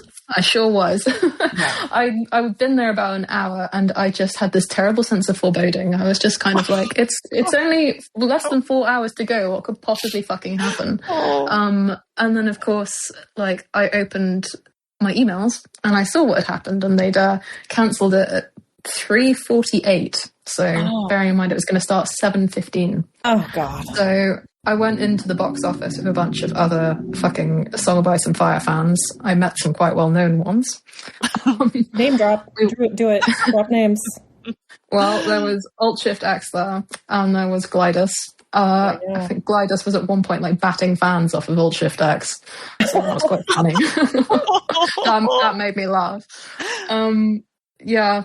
So me and Glidus are mutuals now, but love that for you.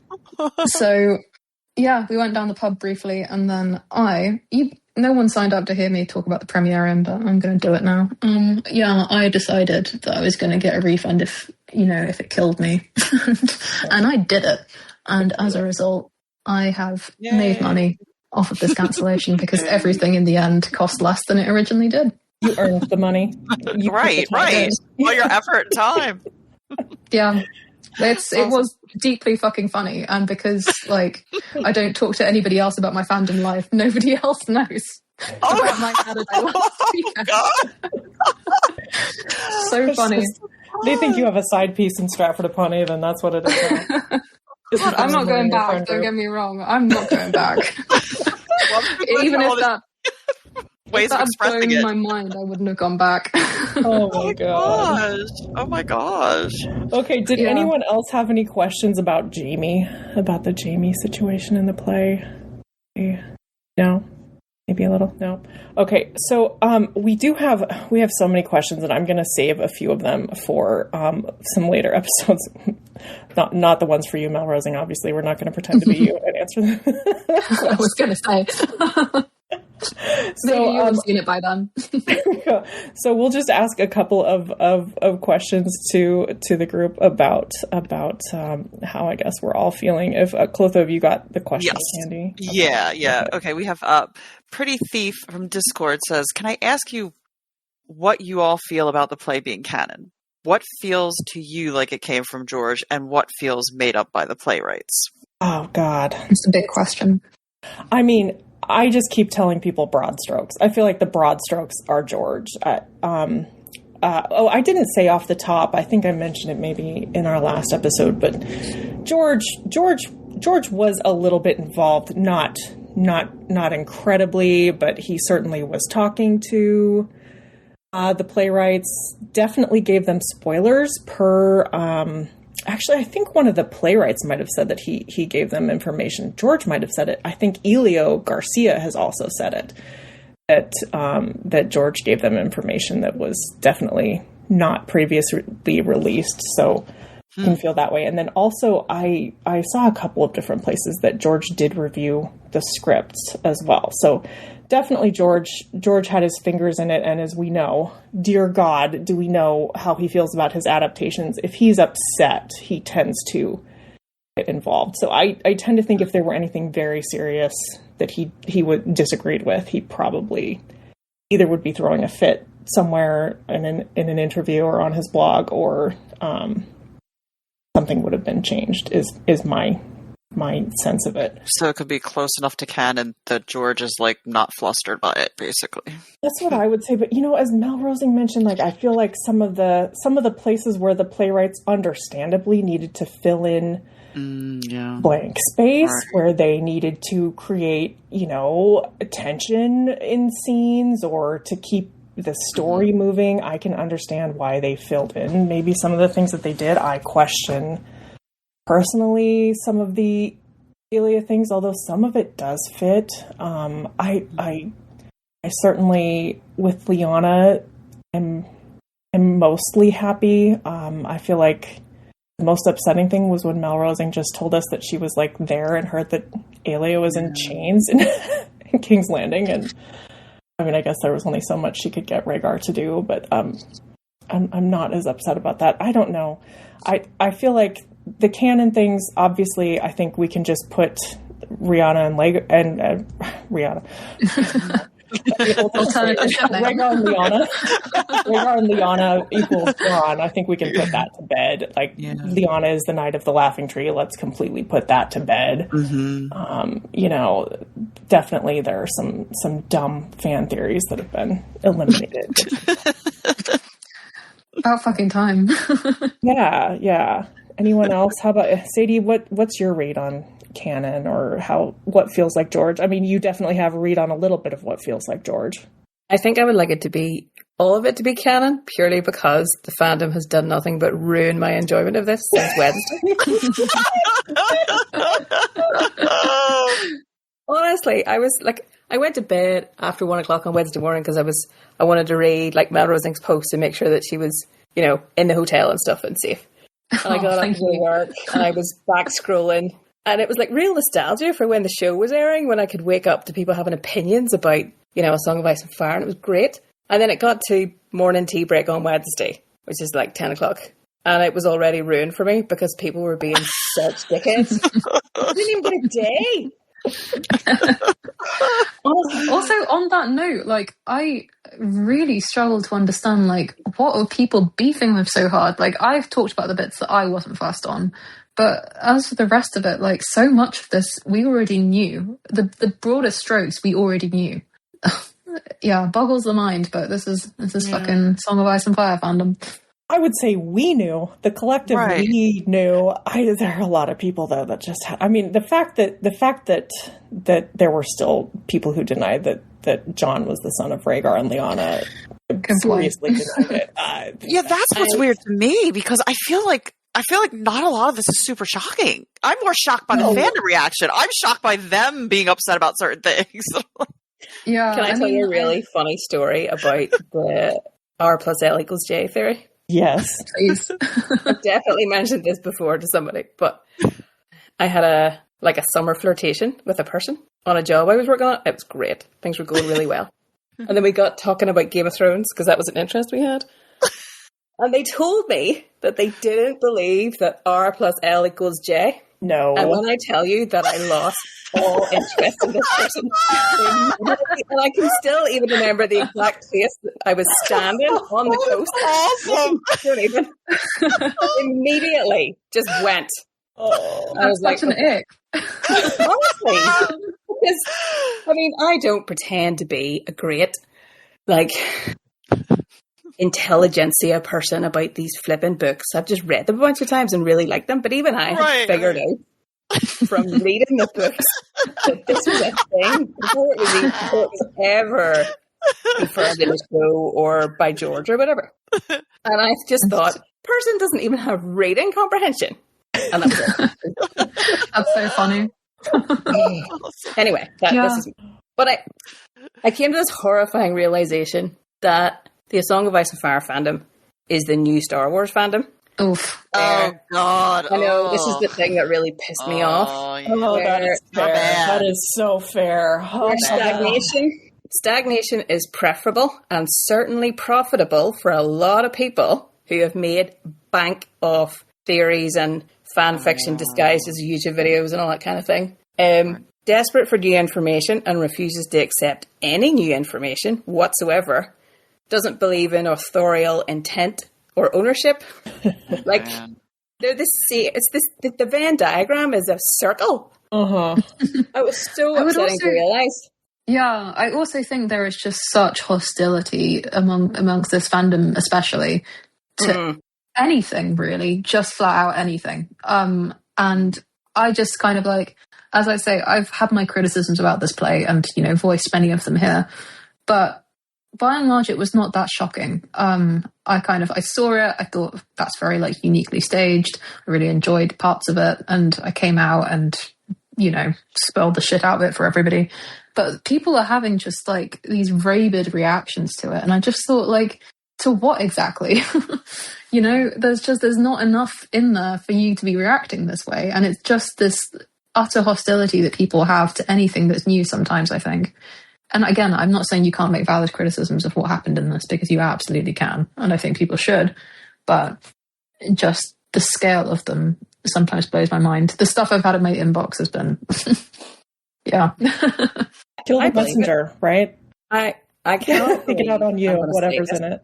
But go ahead. I miss the days when like a new episode of something would air on TV and people would sprint to Twitter to ask the showrunner to confirm a theory or ask about a question, like they were the Pope or something, But I miss that now, I realise, because at least those people assumed some kind of like creative expression on behalf of the people who are making it that they're apparently fans of.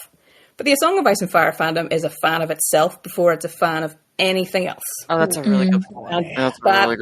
That is what really has upset me this week, because I try to limit my contact with the larger fandom. Because, we kind of know what they're like. And to realise that, people who have put a lot of hard work into this play, George has had an input, like to just dismiss it out of hand and be sneering at it and condescending and everything. And I just thought, like, I couldn't even have a day of excitement. Are we getting any of like the incel shit that we get with like the Star Trek and the newer variations of Star Trek and stuff, and people trying to be denial? Okay, I was wondering if any of that was going to happen too. There's a lot of that, some casting and stuff, and like the racist shit. Sorry, I didn't mean to derail the question, Chicky, but yes, I would like it all to be canon, just to piss everybody off.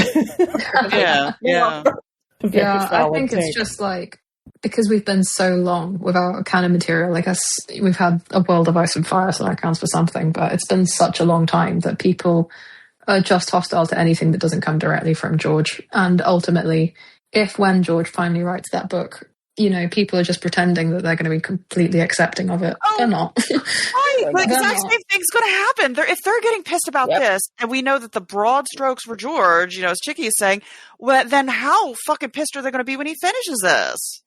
Mm-hmm. They'll lose their minds, They keep saying, it's like this stuff that we're getting, it's not from George. George wouldn't do us like this. I'm like, George would do you so bad you don't even know. And I don't count myself out of that. Who knows what he's going to do to my fucking mental health, but hey. Oh, yeah. Oh, man. How about you, Almost? What do you think about the canon effects? I think mainly, the confirmed theories came from George. Like, that makes sense to me. I kind of with Clotho, I don't think there's anything surprising, which is why I don't understand people's reaction. I feel like some people react, either they're the crazies with alternate theories that make no sense, or they're the people who are upset about characterization. And I think characterization in particular, for the Robert's Rebellion characters that were never fleshed out is definitely something that the playwrights came up with. I would doubt that George came and said, okay, so Ashara has a polyamorous relationship with everyone or anything. I mean, maybe, but I'm not sure. I think a lot of it was just padding because, and I think in terms of the book, it will never be canon because there's no interest for George to flesh them out in the future. I think those characters work because they're so mysterious and they kind of like haunt the narrative, so to speak. So fleshing them out would actually ruin it, if that makes sense. Mm-hmm. So I'm not worried about that. For me, it's just one take from someone who had to flesh those characters out. So that's how they did it. But nothing really. I think the biggest thing is definitely the hint at Dany maybe, burning shit up. That's probably the biggest thing because there was obviously a whole lot of discourse after season 8 about that. And that definitely, I think, moves the needle a little bit further. So, but the rest is just like, I don't understand why people are going crazy about it. It's just, we all knew for like 15 years that this was, you know, the Brandon and Ashara thing. Like, some people just came up with like Ashara being the mother of, what was it? Mira and Jojen were actually twins. Yes. Oh my Mira God. is a twin to John or something. That she's married to Howland Reed. Yes, this is a theory. Ashara is married to Howland. I was just like, if you believe that, I'm sorry, but you have no right to be upset. Yeah, so, you know, it's, yeah. Oh, sorry, almost. I was just going to say, can I be cross about something else that's related? 100%. Yes. I'm so sorry. You had to talk me off a ledge earlier, but it didn't work. In the preface to Conor Cruise O'Brien's biography of Edmund Burke, he talks about how he studied Burke, and in the course of doing that, the more he did it, the smaller Burke got and became further away. And in his case, it meant he took a different approach to how he did that biography. But I actually think that's what the fandom does with the characters. And if you keep them small and far away, you can decide anything you want about them. So if we don't know anything about Ashara or Elia or any of the dead women that George loves to shove in random places, then you can do whatever you want with them yourself, because there's nothing there really to work with. So then if they are characterized like they are in the play, well, that's automatically wrong because your idea was better. I think that's a massive thing with this fandom in particular, because we've had, you know, nothing but time in which to do that. And I can't even pretend that, like, I'm not super wedded to my mental version of, like, Arthur Dayne. I was like, where is he? When I saw the one on stage, I was like, this isn't him.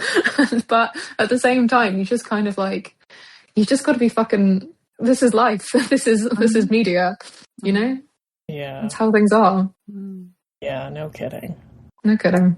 Clotho, did we have any other questions? Yeah. We had another, also by Pretty Thief Discord. Do you think this has any implications for whether we ever get wins or not? That fits in with our last week.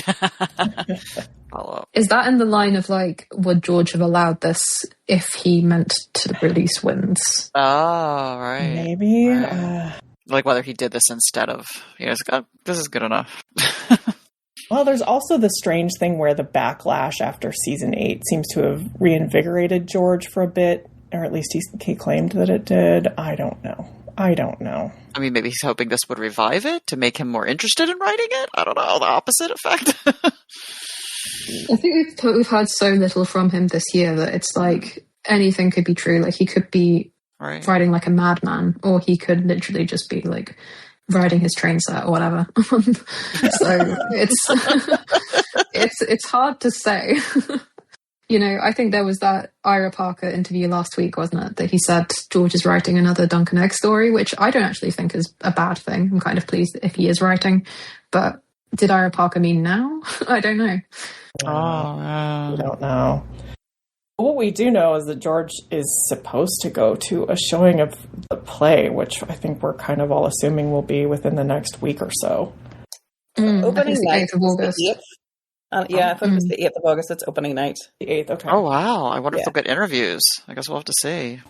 I think there's going to be a lot more media then. So I think like there's a podcast that's going to release like interviews with the cast, which might be interesting. Sort of seeing. Yeah, it'd be good to see how they take their characters, because I suppose the nature of the beast so far is that we've had almost nothing in terms of, you know, behind the scenes.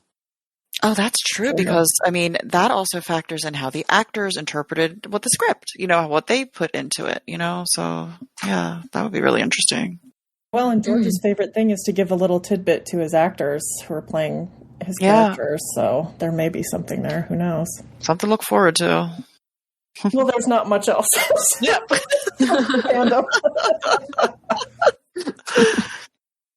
Okay, so I think, Clotho, let's just save our mail for next week. I'm so sorry. Okay. This episode has gone so long, but there's so much. And I'm sorry, this is a fandom so starved for new content that obviously this was going to be just a feeding frenzy. I think the thing that has surprised me is how much backlash there has been, and I think it probably is a preview for what would happen if a Theoretical Wins was ever released, because I feel like that would just be this on steroids. I think think people are very attached to their own version of the characters in the story, and I just think you're just going to get this no matter what.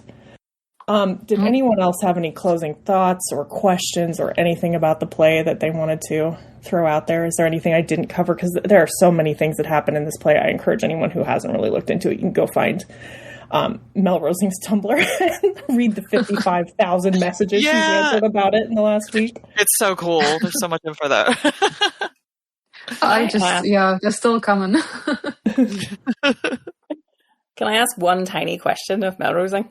Yeah, you can. I read somewhere in a couple of different places that Robert is characterised like a rugby lad you meet on a weekend away in Ibiza. It's true. I completely see that. Yeah, I would say beautiful. So. I know exactly. He even looks like one. He even looks like one. It's really funny. Yeah. Okay, almost. How about you? Any last questions or thoughts? No, I'm just glad, because I was so afraid of what they were going to do with Jaime. That's why I almost went, and then I thought, no, I'm not going to pay I don't know how many €100 just to go and see a new version of Show Jaime or whatever.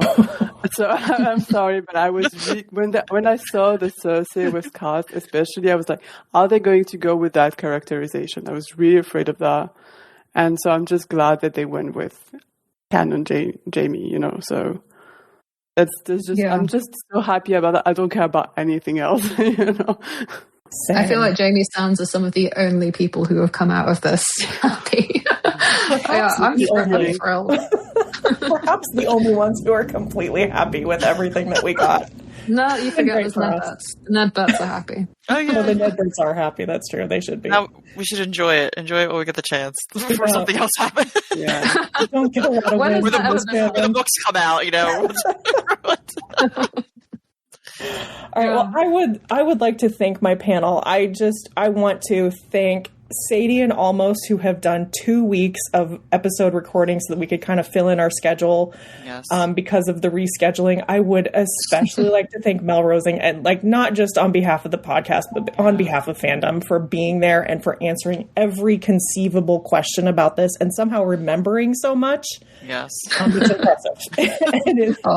It is so appreciated. And I know that you did this at great personal cost, and so much of your personal time went into it. Well, luckily not financial cost, but personal, mental cost, psychological. Your time is worth something, and you've given a lot of it. Anyway, if you have further questions, I think that Melrosing maybe is a masochist and still has her Anon box open on Tumblr, so you could go ask her if there's something we didn't cover, or you could also send it to us and we could try to figure out an answer for you. You can always send us Anons on our Tumblr at closethedoorandcomehere.tumblr.com. You can send us an email at closethedoorend@gmail.com. You can hit us on Blue Sky at the handle I never remember. Clotho, is it Close the Door End at Blue Sky? I think. Yes, it is. Yes, yes, it is. And then, as always, and especially here, we are so grateful to our patrons on Patreon who help us keep our hosting fees paid. You all are amazing, and you have definitely made this episode possible. So thank you so much. And with that, oh my God, I can't believe we did get some new content. It is wild. Jaime being pelted with cabbages. Let's just stay right for a second, and then I am going to close the door. Get out.